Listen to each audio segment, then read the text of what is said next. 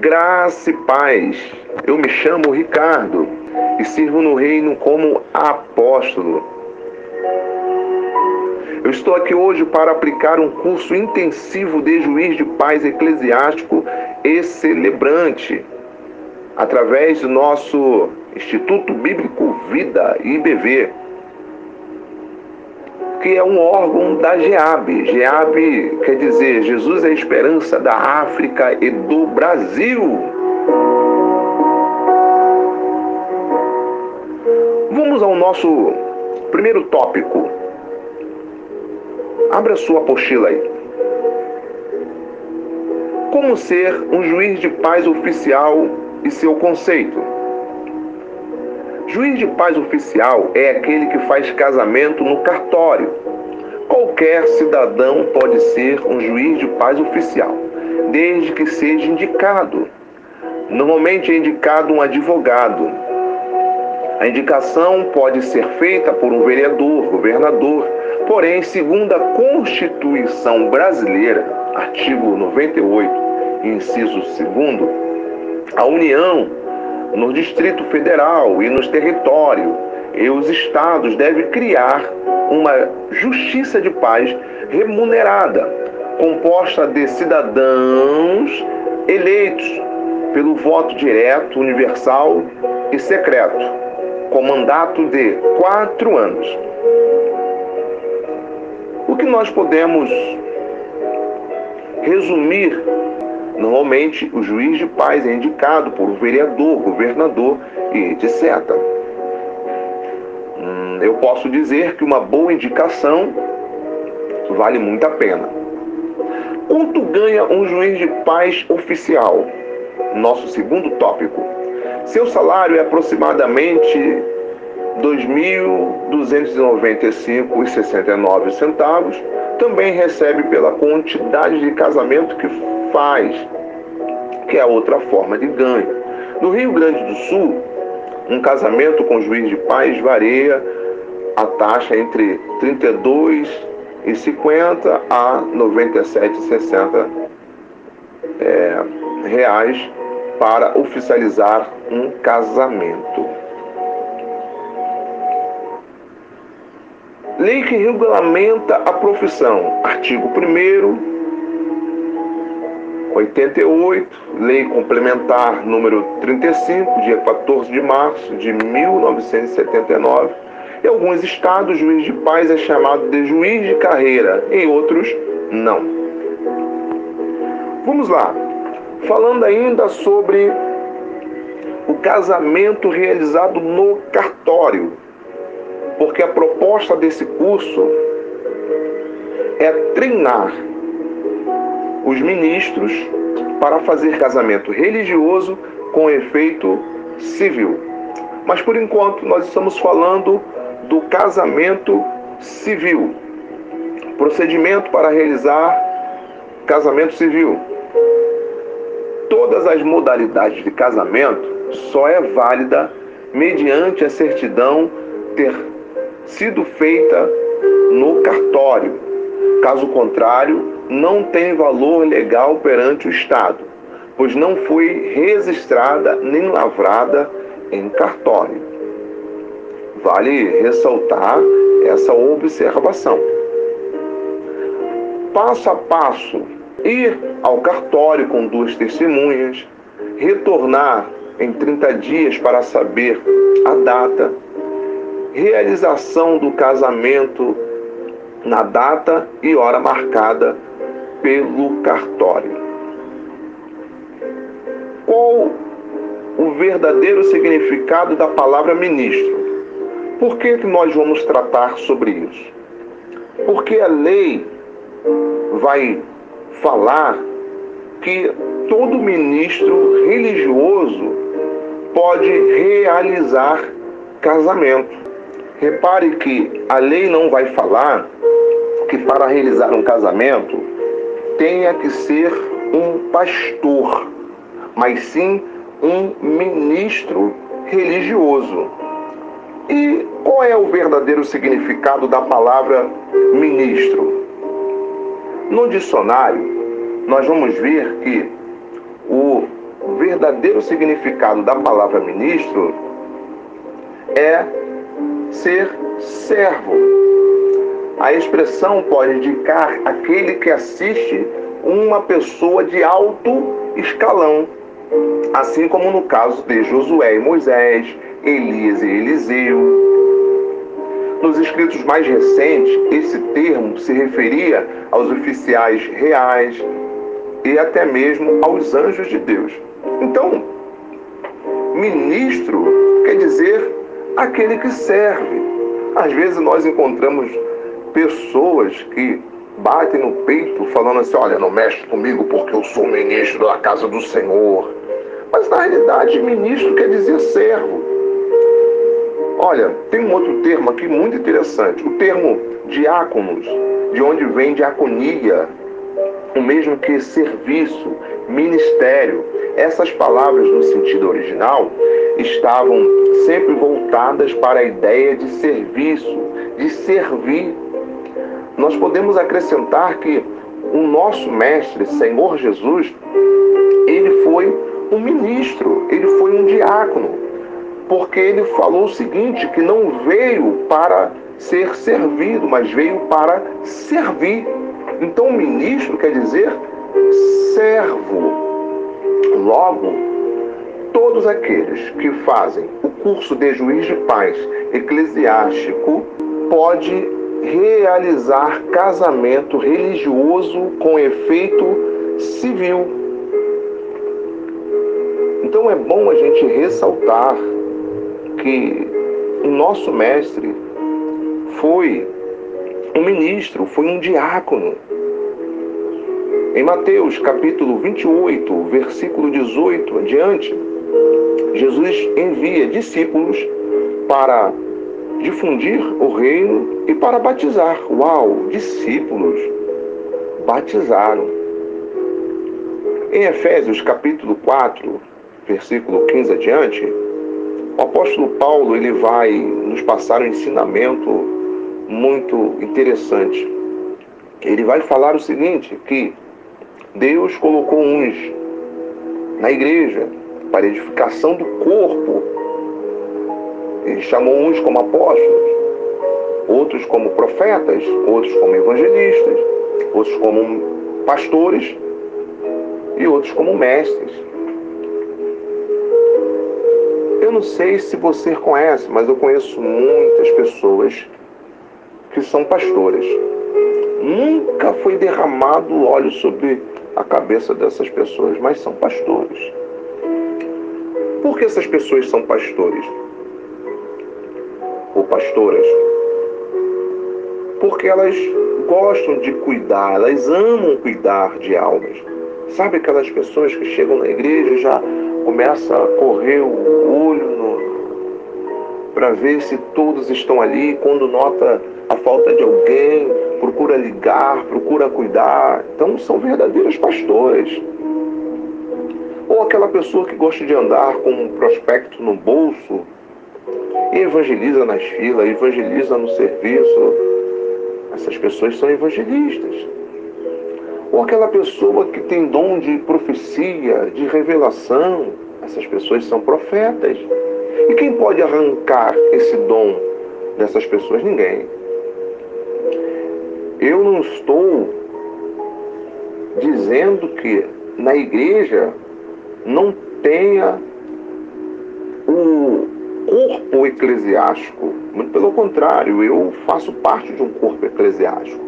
Eu estou falando o seguinte, que nós não podemos limitar os serviços do reino do Senhor somente para aquele que tem um cargo eclesiástico, aquele que pertence ao corpo eclesiástico.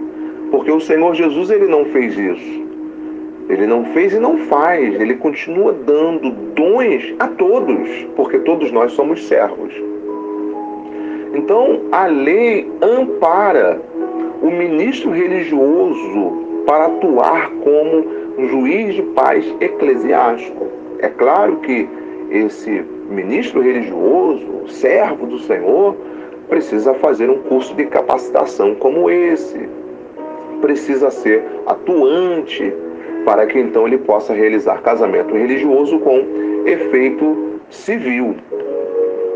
É claro também que, apesar dele ter amparo pela lei e pela palavra, ele deve conversar com o seu pastor, para que ele possa receber a bênção do pastor e assim realizar casamento religioso com efeito civil.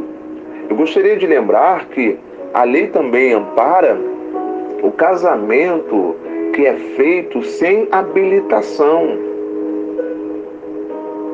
Artigo 1515 e 1516 do novo Código Civil brasileiro, todos os ministros religiosos atuantes em seu ministério poderão exercer esses títulos e realizar casamento religioso com efeito civil sem a prévia habilitação.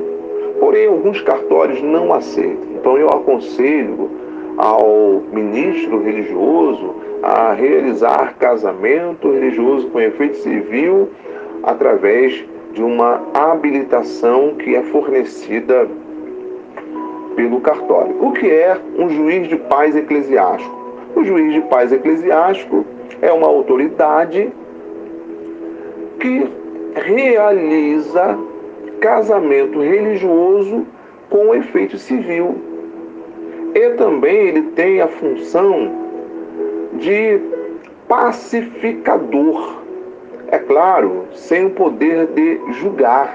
Então, o juiz de paz eclesiástico, além de fazer casamento religioso com efeito civil, ele também tem essa função de ser um pacificador, sem o poder de julgar, é claro.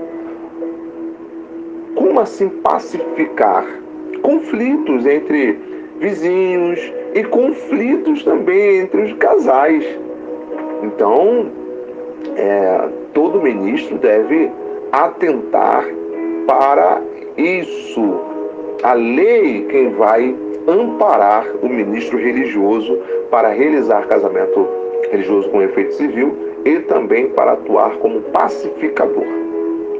O que é um casamento religioso com efeito civil? Um casamento religioso com efeito civil é aquele do qual os dois procedimentos, civil e religioso, são realizados no mesmo local e ao mesmo instante, sob a responsabilidade de um juiz de paz eclesiástico, pastor, padre, até mesmo um pai de santo, judeu, muçulmano. Todos são ministros de confissão religiosa reconhecidos pelo Estado sob os seus devidos documentos que prove isso. Olha que interessante. Isso quer dizer que muitos juízes de paz oficial não são evangélicos, são espíritas. E eles podem realizar casamento. Nesses últimos dias, tem aumentado o número de celebrantes sociais. Muitos nem evangélicos são, e eles têm autonomia para realizar casamento. Então, por que um servo do Senhor não poderia realizar um casamento? Então, todos podem realizar casamento. O ato da celebração em si. O casamento civil é cercado de inúmeras informalidades que o poder legislativo julgou necessário à sua celebração. O juiz de paz eclesiástico deve fazer as seguintes perguntas. Primeiro, perguntar ao casal de forma individual, em público, se é de livre e espontânea vontade a união que estão celebrando. Ou seja, essa pergunta não pode faltar. Segundo, após regulamentar a habilitação dos presentes, proferir: eu os declaro casados mediante a manifestação positiva de cada um deles. Então, repetindo, esses dois atos não podem faltar em um casamento. Primeiro, perguntar de forma individual e em público se é de livre e espontânea vontade que eles estão celebrando a união. E segundo, proferir: eu os declaro casados para sempre, ou eu os declaro marido e mulher, enfim, não pode faltar esses dois atos. Observação, ainda na apostila. É curioso observar que a manifestação da vontade deve ser feita de um para com o outro contraente, não podendo comparecer um depois do outro. E por mais que seja impossível aos contraentes fazer a declaração de vontade nupcial oralmente, eles podem manifestar por escrito, por mímica, também poderá ser por uma língua estrangeira, estando os nubentes acompanhados por um intérprete juramentado. Enfim, de todas as formas, os nubentes precisam manifestar que é de livre e espontânea vontade que eles estão casando. Vantagens do casamento religioso com efeito civil. Na apostila. Primeiro, pode ser realizado com calma. Segundo, a celebração é exclusiva para o casal, por isso há mais privacidade. Terceiro, o casal define a decoração do ambiente. Quarto, não há correrias em caso de atraso. Quinto, é mais prático e cômodo e a bênção de Deus é transmitida através de um ministro. Então, são muitas as vantagens que os nubentes têm. Primeiro que, normalmente, o cartório fica hiper mega cheios em dia de casamento. Então, quando os nubentes optam por fazer o casamento religioso com efeito civil, fica mais cômodo para o casal. Em relação ao local, a celebração pode ocorrer em casa particular ou sede de clubes e associações, conservando-se em quaisquer casos as portas abertas durante a celebração do ato, sendo permitida a entrada de todas as pessoas que o desejar. Isso para dificultar a intimidação ou qualquer tipo de influência sobre a vontade dos contraentes, que deve ser livre. O ato poderá dar-se qualquer dia da semana. A hora deve compreender-se do nascer do sol ao pôr do sol. Parece mentira, mas pode acontecer da pessoa casar obrigada. Um outro detalhe também que nós temos que atentar é o seguinte: nós temos que ter cuidado com determinadas plaquinhas que diz assim: ainda dá tempo de fugir, ainda dá tempo de desistir. Realmente, o noivo ou a noiva, eles podem desistir ali na hora, ou então eles podem até tentar anular aquele casamento. Porque acontece de eles não estarem à vontade naquele casamento. Tem gente que tem um certo tipo de bloqueio em relação ao casamento. Eu já ouvi homens falando o seguinte: casar pra quê? Eu já vi casais que viveram muito tempo juntos, sem casar no cartório, e depois que casaram, se separaram. Então, não quero casar não. Mas enfim, então é necessário ter esse cuidado. As portas, elas têm que ficar abertas para que ambos não possam tentar anular esse casamento. Então a lei vai dizer que as portas têm que ficar abertas. A tarefa dos nubentes. Primeiro, nessa modalidade de casamento, os noivos têm que dar entrada ao processo de habilitação para casamento no cartório, da mesma forma que as outras modalidades. Após 30 dias, não havendo nenhum impedimento legal, o cartório expedirá um documento chamado certidão de habilitação, que deverá ser entregue à autoridade religiosa antes da realização do casamento. Então, quem comunica ao cartório que deseja um casamento religioso com efeito civil são os nubentes. Quem dá entrada no casamento são os nubentes. Um outro detalhe também que eu gostaria de abordar é o seguinte: em relação à cerimônia. Todo casamento tem que ter uma cerimonialista, ou seja, o juiz de paz eclesiástico ou celebrante religioso, ele não faz a cerimônia do casamento. Quem faz é a cerimonialista. Então, o juiz de paz eclesiástico, ele precisa alertar os casais sobre esse detalhe. Vamos lá, ainda sobre a tarefa dos nubentes.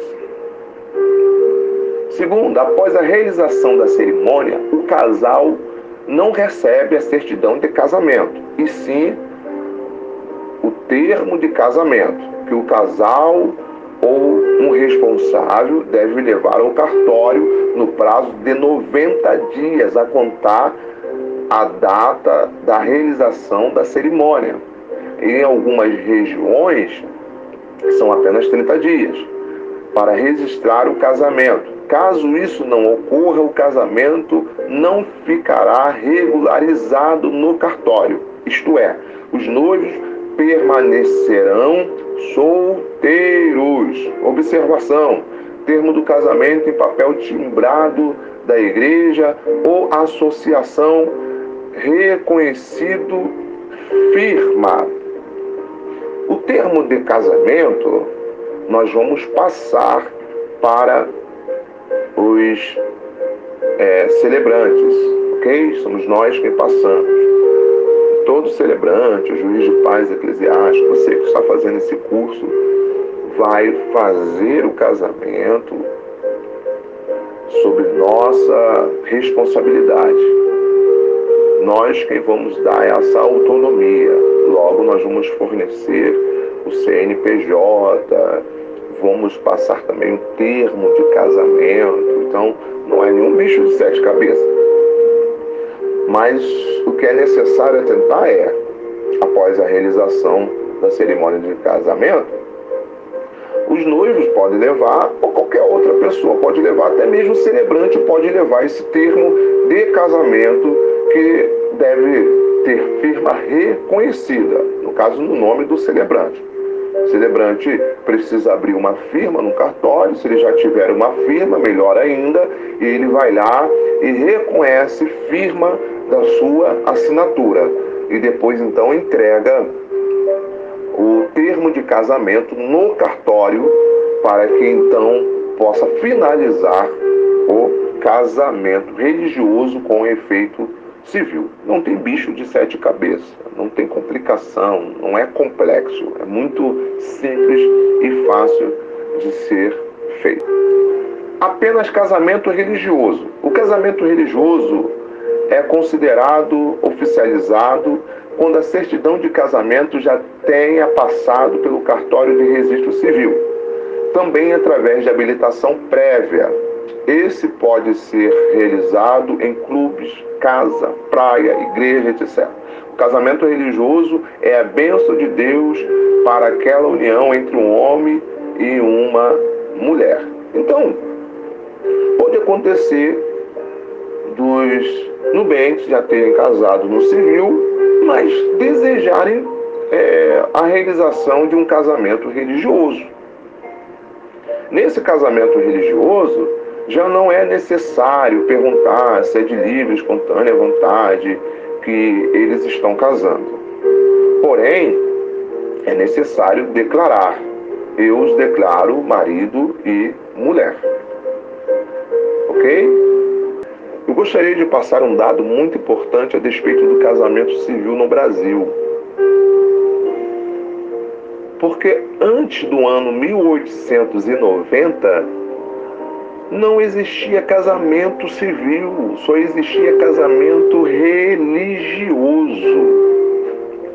Por isso que nós temos que ter muito cuidado ao falar que a pessoa que não é casada no cartório, ela se encontra em fornicação. Porque antigamente não existia a lei que todos os casais deveriam casar no cartório. A pergunta que eu sempre faço é a seguinte: se todos que não são casados no cartório estão em pecado? E aqueles que casaram somente na igreja antes do ano 1890? Então nós temos que ter cuidado, porque muitas das vezes a pessoa mora junto com outra há anos e nós falamos que essa pessoa está em pecado. O que falar dos casais das Escrituras Sagradas que não casaram no cartório? Temos que ter muito cuidado. Lembrando que o casamento no cartório, ele se trata de um contrato, porque o casamento mesmo, ele é realizado por Deus, porque a Bíblia fala que o que Deus uniu não separa o homem. Então quem une na realidade é Deus. Diz assim um texto que fala sobre a história do casamento civil no Brasil. A história do casamento civil no Brasil surgiu com a República, com o então chefe do governo provisório, Marechal Deodoro da Fonseca. Foi no dia 24 de janeiro de 1890 que o decreto número 181 entrou em vigor. No dia do casamento civil, esse direito completa 123 anos e é motivo de reflexão.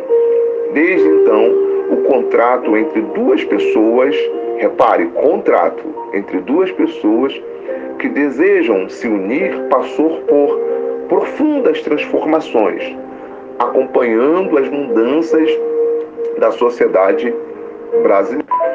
A primeira delas foi a possibilidade de dissolver o contrato. Se no casamento religioso a família é inseparável e serve para fins reprodutivos, para o civil o casamento acontece por amor entre duas pessoas. E esse amor pode acabar.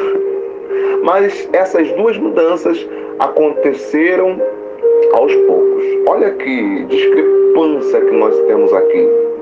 Porque hoje nós entendemos que em Gênesis, tudo bem, o casamento aconteceu entre Adão e Eva para fins reprodutivos, mas houve uma progressão em relação ao casamento.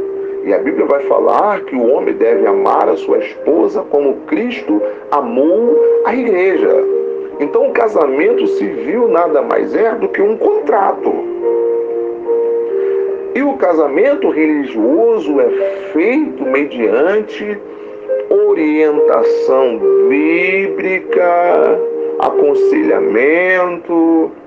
Então, um celebrante, um pastor, até mesmo um padre, não vai casar nubentes de qualquer maneira. Já o casamento civil é feito de qualquer maneira, porque não é feita uma entrevista com os nubentes.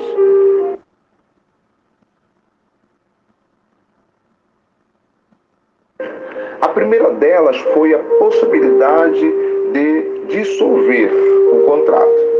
Se no casamento religioso a família é inseparável e serve para fins reprodutivos, para o civil o casamento acontece por amor entre duas pessoas. E esse amor pode acabar. Mas essas duas mudanças aconteceram aos poucos. Olha que discrepância que nós temos aqui. Porque hoje nós entendemos que em Gênesis, tudo bem, o casamento aconteceu entre Adão e Eva para fins reprodutivos, mas houve uma progressão em relação ao casamento. E a Bíblia vai falar que o homem deve amar a sua esposa como Cristo amou a igreja. Então o casamento civil nada mais é do que um contrato. E o casamento religioso é feito mediante orientação bíblica, aconselhamento. Então, um celebrante, um pastor, até mesmo um padre, não vai casar os nubentes de qualquer maneira. Já o casamento civil é feito de qualquer maneira, porque não é feita uma entrevista com os nubentes. Então isso quer dizer que o casamento religioso é muito mais sério do que o casamento civil. Se não é, deveria ser. O que acontece é que hoje nós damos muito mais autoridade ao cartório ou ao juiz de paz oficial do que a Deus, porque quem une os casais é Deus, por intermédio dos celebrantes, dos pastores, dos padres. Então nós deveríamos dar muito mais autoridade ao casamento religioso. E temos que ter cuidado para não condenarmos as pessoas que vivem juntas há muito tempo, porém não são casadas no cartório, mas são casadas no religioso. Eu não estou falando de qualquer casamento, porque infelizmente hoje os relacionamentos não têm uma base sólida. As pessoas se juntam hoje e amanhã se separam. Estou falando de casais que vivem juntos há muito tempo, né? 10, 20 anos, eles já são casados diante de Deus, só não são casados no cartório. Então nós temos que ter cuidado com isso. Eu só abordei esse assunto aqui porque o juiz de paz eclesiástico, celebrante religioso, celebrante social, eles não podem ser religiosos. Eles têm que ser libertos. Eles não podem ser como os escribas, os fariseus, sabe? Os religiosos da época de Cristo. Pode acontecer do juiz de paz eclesiástico ser convidado para realizar um casamento ao qual tenha sido feito por união estável. E aí, o que ele vai fazer? Não vai aceitar? Bem, hoje, na igreja a qual eu pastoreio, não realizo esses tipos de casamento, porque o povo não está preparado ainda. Mas, biblicamente, esse casal não está errado. Esse casal não está em pecado, porque não passa de um contrato. Tanto o casamento em si, realizado no cartório, como a união estável. Ambos são um contrato. Vamos ao primeiro script e procedimento que não pode faltar no casamento religioso. A cerimônia do casamento não deve ultrapassar 30 a 40 minutos. Pelo amor de Deus. Todos estão cansados, exaustos, principalmente os nubentes. Então, tenha bom senso, seja rápido. B. Entrevistar os noivos antes sobre sua história de amor e seus sonhos. Isso é importantíssimo. Conforme eu falei anteriormente, normalmente o cartório não faz esse tipo de entrevista, mas o juiz de paz eclesiástico, ele deve entrevistar os noivos antes para que ele possa conhecer a história de amor do casal. E, se possível for, falar na realização do casamento. C. Agendar a data e o local onde será realizado o casamento. Na casa, no clube, na praia, enfim. D. Preparar o livro ata dos casamentos. Então, todo celebrante religioso, juiz de paz eclesiástico, deve ter um livro ata para registrar o casamento. E, na data e hora marcada, realizar a cerimônia. F. A pergunta que não pode faltar é de sua livre, espontânea vontade. Nós já abordamos isso. G. Leitura ou não da certidão de casamento. Normalmente eu não faço a leitura da certidão de casamento porque Na certidão de casamento é falado sobre a data de nascimento e normalmente a noiva não gosta. F. Ministração da palavra de Deus ou uma estratégia feita junto com a palavra. G. Oração pelas alianças e votos. O voto pode ser espontâneo. H. Declaração do celebrante. Eu os declaro marido e mulher.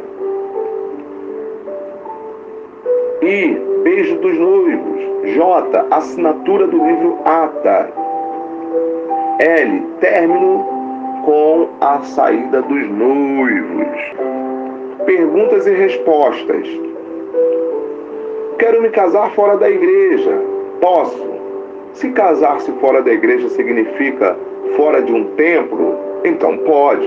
O casamento pode ser celebrado em uma residência, um sítio, um salão de festa, vila, ou em qualquer outro lugar que possa ser usado de modo digno e elegante, como deve ocorrer uma cerimônia tão importante.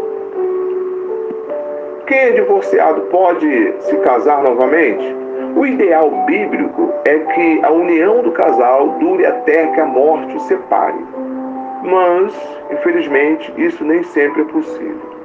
Por isso, sobre certa circunstância e após a orientação pastoral, as pessoas divorciadas podem ter uma segunda oportunidade de serem felizes no casamento. Então nós temos que ter muito cuidado, porque tem muita gente por aí falando o seguinte: quem é divorciado não vai ser salvo, já está condenado. Nós temos que ter cuidado com isso, porque nós não somos salvos mediante as nossas obras de justiça, nós somos salvos mediante a graça e a misericórdia do Senhor. Às vezes acontece do esposo bater na esposa, né? E Jesus ele vai falar que a separação só é permitida mediante o adultério. E o adultério não é apenas uma relação extraconjugal. Eu vou fazer uma comparação aqui para que você possa entender.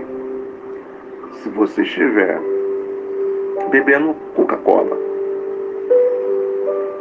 e se porventura adicionar mais água na Coca-Cola, será que essa Coca-Cola não vai ser adulterada?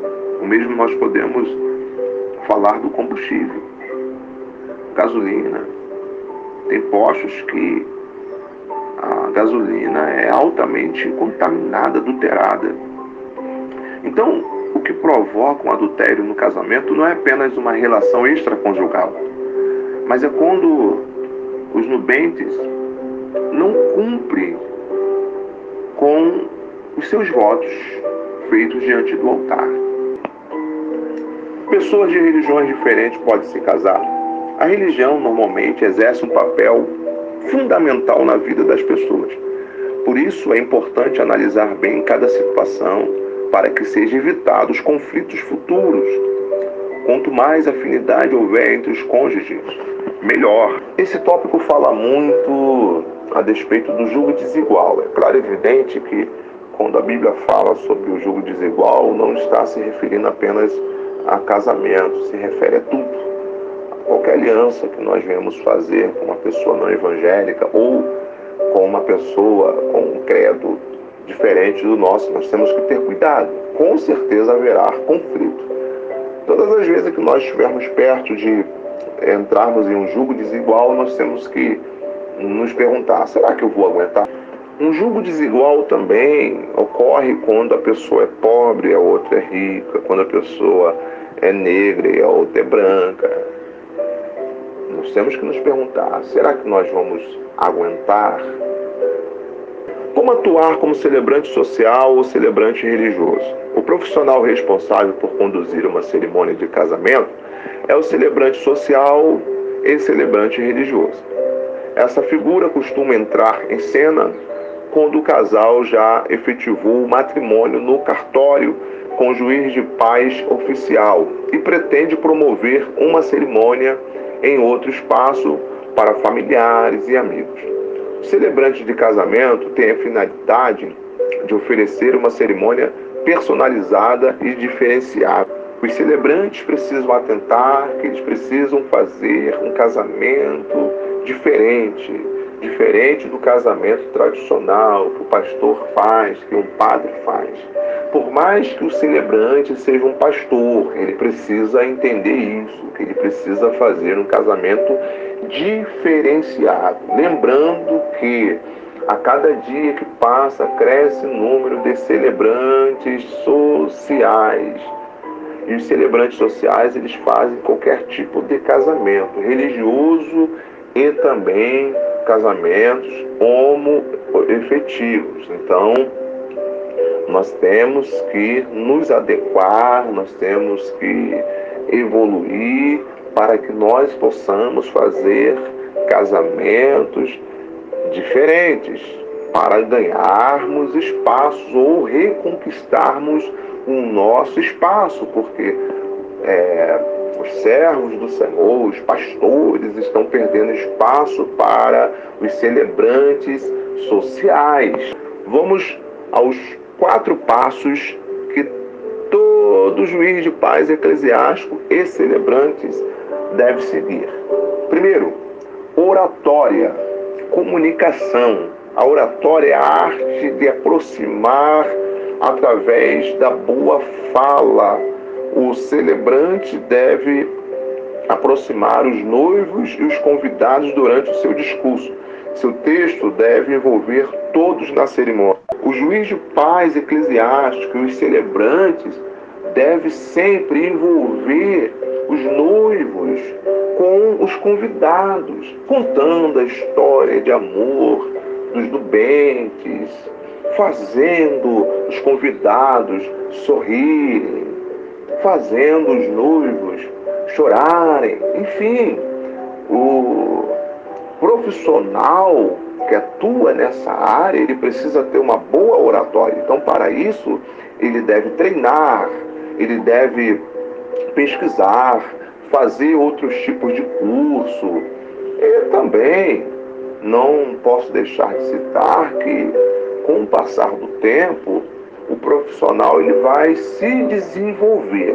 Objetividade na cerimônia. Você já deve ter ouvido aquela frase: tenho um casamento para ir e já estou pensando no longo tempo da cerimônia. O celebrante de casamento deve ser objetivo, compactar, ser dinâmico. Ele deve estar alinhado com todo cerimonial, a fim de que a sua celebração esteja de acordo com o tempo estipulado.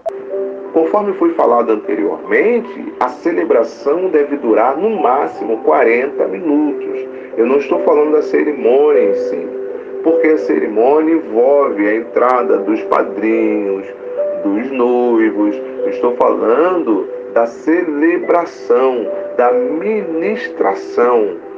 O celebrante deve levar no máximo 40 minutos para celebrar o casamento.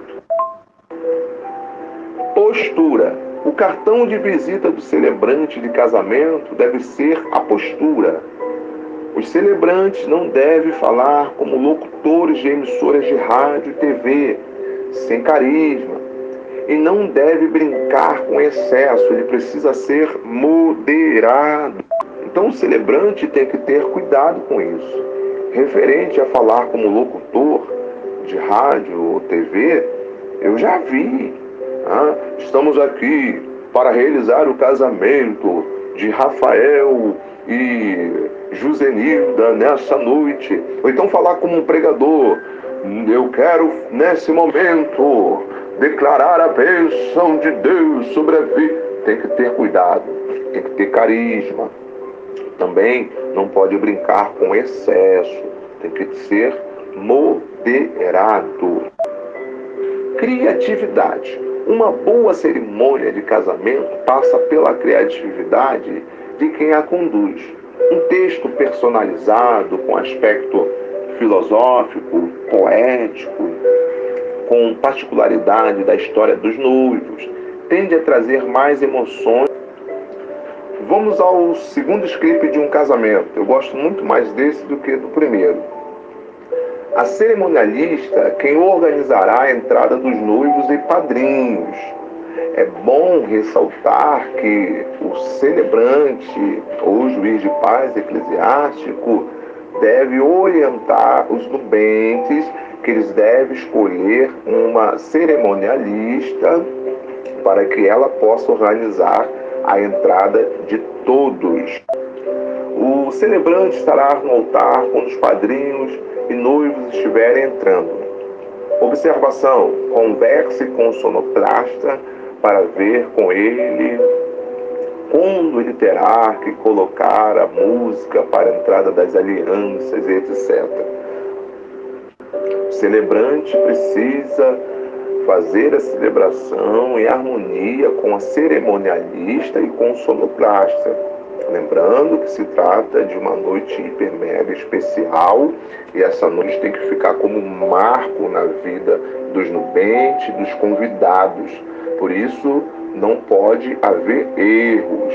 Eu sei que haverá porque nós somos seres humanos, porém é necessário evitar.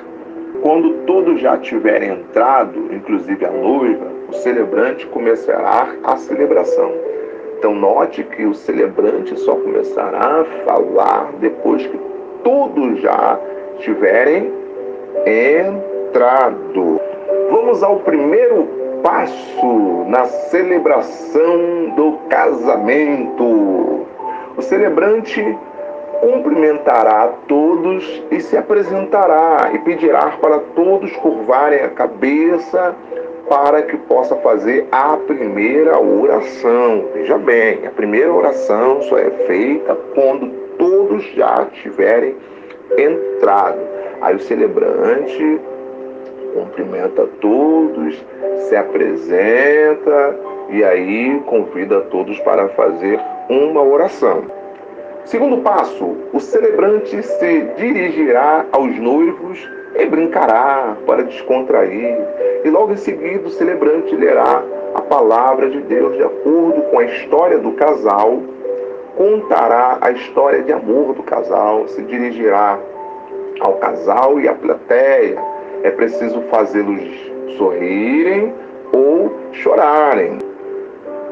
É necessário que o celebrante desenvolva essa oratória. É necessário que haja essa conexão do celebrante com os noivos e fazer a plateia entender a história de amor dos nubentes. É muito interessante. Então, para isso, o celebrante precisa treinar, ele precisa buscar um equilíbrio para que ele mesmo não possa ficar nervoso na hora de fazer isso. Com certeza de forma bem moderada. Mas, enfim, o celebrante se dirige aos noivos e se dirige à plateia também, sempre interagindo com ambos, ou com todos, melhor dizendo. Depois que o celebrante interagir com os noivos, com a plateia, ele lerá uma palavra de acordo com a história de amor do casal. É bom que o casal escolha a palavra. É bom também que o celebrante faça cópia do script e distribua para algumas pessoas, porque nem todos estarão com a Bíblia. E aí, na hora que o celebrante for ler o versículo bíblico, todos poderão acompanhar. Depois que o celebrante fizer a leitura da palavra de Deus, ele vai explanar com poucas palavras e automaticamente ele poderá incluir um ritual na hora da palavra, como exemplo abaixo. Nós temos aqui cerimônia das areias. É um ritual colorido e belo. Cada noivo derrama em um único vidro areias de cores diferentes para representar a singularidade do casal e indissolubilidade do casamento. Afinal de contas, o desenho formado é único e é praticamente impossível separar os grãos de areia novamente. Temos que transformar esse momento em um ritual de gratidão, onde os pais e os padrinhos depositam suas intenções no casal. Peça para os pais colocarem a areia primeiro, pois eles são a base, são os valores que o casal vai levar para a vida e nós precisamos honrar essa família. Depois, noivos e padrinhos vão complementar em um grande ato de gratidão entre todos. Veja que a cerimônia das areias é muito interessante porque mostra que o casamento não pode ser dissolvido, por mais que os nubentes tentem separar, é praticamente impossível. Como separar os grãos de areia? É praticamente impossível isso. Mostra também que o casamento ele tem que ter base, mostra que tem pessoas torcendo pela felicidade do casal, os padrinhos, os convidados, os parentes, os familiares, todos torcem pela felicidade do casal. Quem nos dera se todos pudessem colocar um pouquinho de areia ali, simbolizando o bom desejo que as pessoas têm pelo casal. No final da cerimônia de casamento, os noivos podem levar o vaso com as areias coloridas para decorar um canto especial da casa. E todas as vezes que o casal olhar para o vaso, vai lembrar que o casamento não pode ser dissolvido, que o casamento tem que ter base, que muitas pessoas estão desejando felicidade para o casal. Terceiro passo na celebração de casamento. Depois da palavra e o ritual, vem os votos. O celebrante pode pedir para os noivos repetir tudo o que ele falar ou os votos podem ser diferentes. Segue o exemplo abaixo. O celebrante pode deixar os noivos livres para falarem o que sentem, da forma que seja mais especial para eles. Não há um protocolo a seguir. Alguns cantam, outros dizem uma poesia, outros mais românticos escrevem uma lista de motivos pelo qual se apaixonou pelo outro e por aí vai. Então, em relação aos votos, deixe eles à vontade para que eles possam expressar da melhor maneira possível que eles sentem um pelo outro. Vamos para o quarto passo. Depois que os nubentes proferirem os votos, o celebrante pedirá para o casal se ajoelhar para orar e confirmar os votos. No mínimo terá uma almofada. Se não tiver essa almofada, a oração pode ser feita com eles em pé, sem problema nenhum. Vamos ao quinto passo, entrada das alianças. Repare um detalhe, as alianças só poderão ser colocadas depois dos votos. Talvez essas alianças já estejam no altar, vai depender de cada casal. Mas é necessário atentar para esse detalhe. As alianças só poderão ser colocadas depois que os nubentes proferirem os votos. Depois que as alianças estiverem no altar, o celebrante fará uma oração para consagrar as alianças e depois dessa oração falará do significado da aliança, proferindo que é um metal valioso, que não contém renda. Pesquise depois para ver o que pode ser falado sobre as alianças. Vamos ao oitavo passo, pedir para o casal repetir. Receba essa aliança como símbolo do meu amor. Ou proferir outras palavras. Pesquise, ok? Fique à vontade para pesquisar, para continuar estudando. Nono passo, orar pelo casal para confirmar esse momento. Depois que eles colocarem aliança um no outro, aí automaticamente o celebrante fará uma oração para confirmar esse ato. Agora vem o momento esperado por todos. Pede para um ficar de frente para o outro, chegar bem pertinho, no mínimo eles vão se empolgarem. Aí você fala assim, não, calma, não beije agora. E proferir, eu vos declaro marido e mulher. Agora sim pode beijar a noiva, pode dar um beijo bem demorado. Depois deles se beijarem, vem a assinatura do livro, ou não, vai depender do desejo do casal.